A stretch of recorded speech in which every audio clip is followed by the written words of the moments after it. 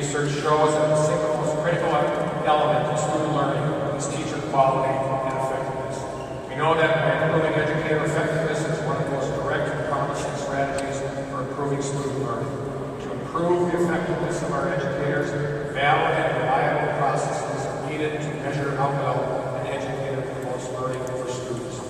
First of all, we must redouble our efforts to increase the numbers of national board certified educators in Wisconsin, which is a fine example of measuring individual effectiveness. It's also crucial as we move forward as a state to create an educator performance evaluation system that improves student learning and informs professional development. I commend school boards, administrators, and educators for the efforts they're already undertaking to improve effective teaching and student achievement. However, because this issue is too important not to be guided by state vision, I challenge the leadership of our association of school boards, administrators, and unions of educators to take the lead on this. If we don't get this done through collaboration, there's a strong possibility we'll get something shallow, superficial, and politically motivated opposed to this. Together, working collaboratively, we need to develop a Wisconsin vision of how we can support teacher effectiveness to provide all of our children the best opportunity to learn.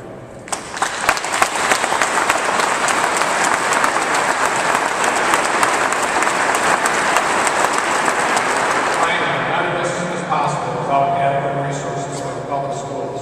Across Wisconsin, school boards have cut budgets, closed schools, and cut classes and educational programs at a time when an educated workforce is vital to our economic recovery and our long-term prosperity. And taxpayers feel burdened, and citizens increasingly question whether they're getting adequate results from their school tax dollars, and parents pay more and more fees. This summer, I began a public discussion about the way we fund our schools by introducing right fair funding for our future framework. This school finance plan outlines reforms that, taken together, will create a fair, sustainable, and transparent school funding system without raising statewide taxes. This plan has several things that are important. Focusing on providing a minimum level of state aid for every student in the state, regardless of where they live. Accounting for our community's ability to pay by incorporating taxpayers' income, not just property wealth, as a factor in our general aid formula. Of course, supporting our continuing to support our many rural schools and providing predictable growth instead of general state aid to schools. My school finance plan will also increase transparency and accountability for results. It's funding schools by ensuring that state education dollars are actually spent educating children, and not on tax credits that are called state support for our schools.